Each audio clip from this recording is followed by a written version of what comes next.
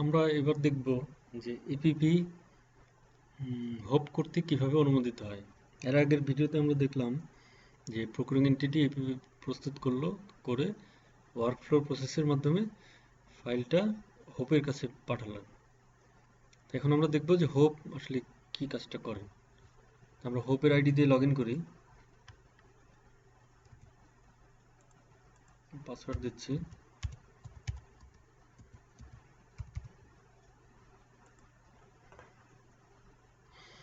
আমরা হোপের আইডিতে প্রবেশ করলাম। এখন আমরা দেখি যে হোপ কিভাবে কাজটা করে। হোপের কাজ হচ্ছে ওয়ার্কফ্লোতে যে এই উপরে দেখেন ওয়ার্কফ্লোতে যে পেন্ডিং টাস্ক, মানে যে কাজগুলো তার কাছে এসেছে কিন্তু এখন পেন্ডিং আছে, মানে সেখান থেকে যে ফাইলগুলো আসলো সেটা খুঁজে বের করতে পারবেন। আমরা ওয়ার্কফ্লো থেকে পেন্ডিং টাস্কে যাচ্ছি। এখন দেখেন পেন্ডিং টাস্কে অনেক অনেক কিছু পেন্ডিং জমা হয়ে আছে এবং এখানে 1 থেকে 9টা পেজ দেখতে পাচ্ছেন, পেজে অনেকগুলো জমা হয়ে আছে।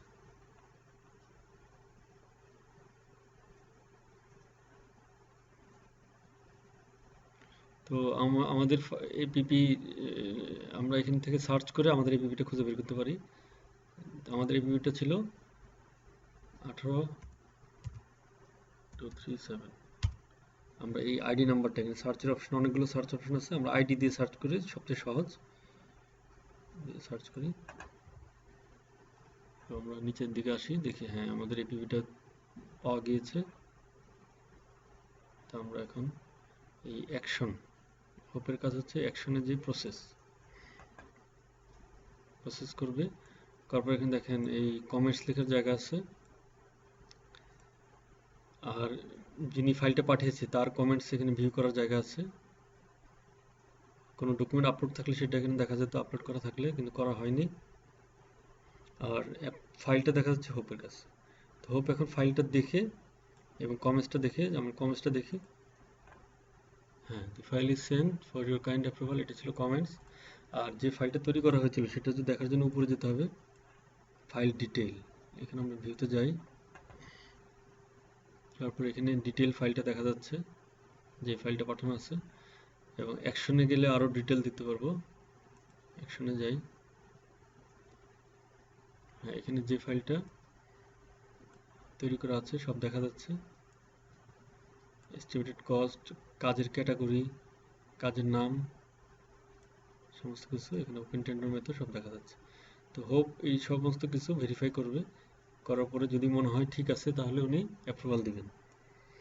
আর যদি মনে হয় ঠিক নাই তাহলে এডিট করার জন্য রিটার্ন করবেন, অথবা যদি মনে হয় যে বেসিক জায়গায় কোনো ভুল আছে তাহলে এটা রিজেক্ট হবে। তো এই উপরের এই কি ফিল্ড ইনফরমেশন, এই কি ফিল্ড ইনফরমেশনে যদি কোথাও ভুল থাকে সেটা আসলে আর এডিট করা যায় না। তো আমাদের এই জায়গাটা খেয়াল করতে হবে। আমরা এখন প্রথম পাতায় ফেরত যাই, প্রথম পাতাটা একদম বায়ের পাতাটা। এখানে আমরা ফাইলটা দেখলাম, দেখার পরে মনে হচ্ছে ফাইল ঠিক আছে, তাই আমরা এখানে অ্যাপ্রুভ করে দিচ্ছি। হোপের কমেন্টস হলো অ্যাপ্রুভড, উনি চাইলে আরও কিছু লিখতে পারেন। এখন অ্যাকশনের ঘরে দেখি কি কি আছে। অ্যাকশনের ঘরে এখানে 3টা অপশন আছে, রিটার্ন, অ্যাপ্রুভ, রিজেক্ট। যদি বেসিক কি ইনফরমেশনে ভুল হয় বা বেসিক ডাটা ভুল, তাহলে রিজেক্ট হবে। আর অন্য জায়গায় কোথাও ভুল থাকলে সেটা রিটার্ন করলে প্রোগ্রামিং এন্টিটি আবার এডিট করতে পারবে। আর যদি সব ঠিক থাকে তাহলে অ্যাপ্রুভ। আমি অ্যাপ্রুভে ক্লিক করলাম। কোনো ডকুমেন্ট আপলোড করার প্রয়োজন হলে এখানে দিতে পারে, দেওয়া যায়। আর বাকি কিছু না থাকলে আমরা এখন সাবমিটে ক্লিক করছি। তাহলে hope file process successfully, hope ফাইলটা অ্যাপ্রুভ করে ফেলল।